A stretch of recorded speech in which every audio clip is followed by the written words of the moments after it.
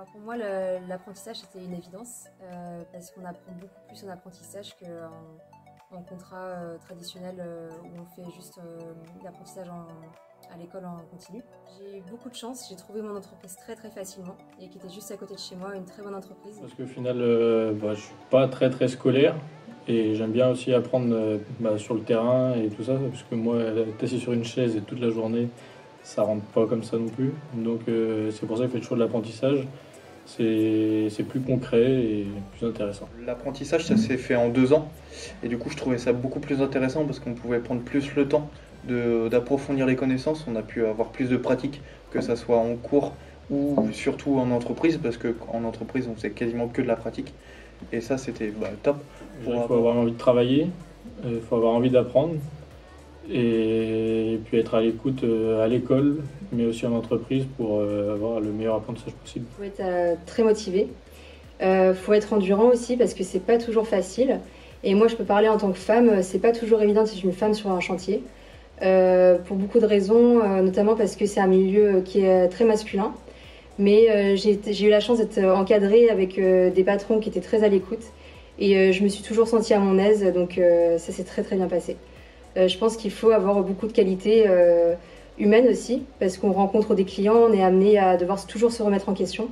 Il faut quand même être curieux, je pense, parce que faut que ça soit en cours ou faut toujours très souvent poser des questions, être intéressé par à peu près tout si on veut vraiment apprendre et être compétent dans le métier. Un meilleur apprentissage parce qu'on apprend aussi sur le terrain, on apprend à l'école. Du coup, à l'école, on apprend plutôt le concret ludique et les normes, tout ça. L'apprentissage, c'est avoir beaucoup plus d'expérience. Peut-être déjà dans une entreprise, ce qui peut te permettre que comme l'entreprise te forme, pour plus tard, ils peuvent te faire un autre contrat à la fin de ton BTS.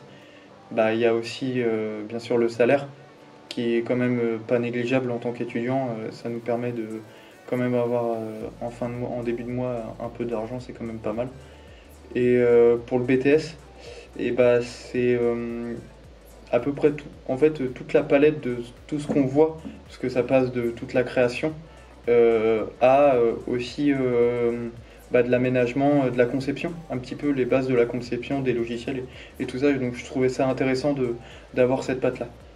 Premièrement, on a face à soi des professionnels qui sont des enseignants, donc c'est plus du tout le même contact qu'on a au lycée.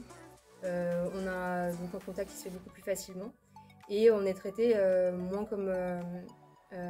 moins infantilisé et plus comme des adultes. On partage plus de connaissances et c'est beaucoup moins hiérarchisé, on va dire, entre les personnes. Et après, c'est vrai qu'on est aussi adulte, donc on est plus libre de faire ce qu'on veut, que ça soit à l'internat, que ça soit pendant les pauses, même s'il faut toujours avoir de la rigueur. Un relâchement au niveau scolaire, on ne voit pas des évaluations tous les jours, c'est à nous de se tenir aussi à jour sur nos cours, tout ça, et puis on est un peu plus lâché, c'est plus souple, c'est plus intéressant et plus ludique, on a plus l'envie de travailler. Oui, moi je me suis vu énormément progresser parce que au tout départ, poser une clôture, faire un muret, faire même juste tout simplement une dalle béton, je serais incapable de le faire.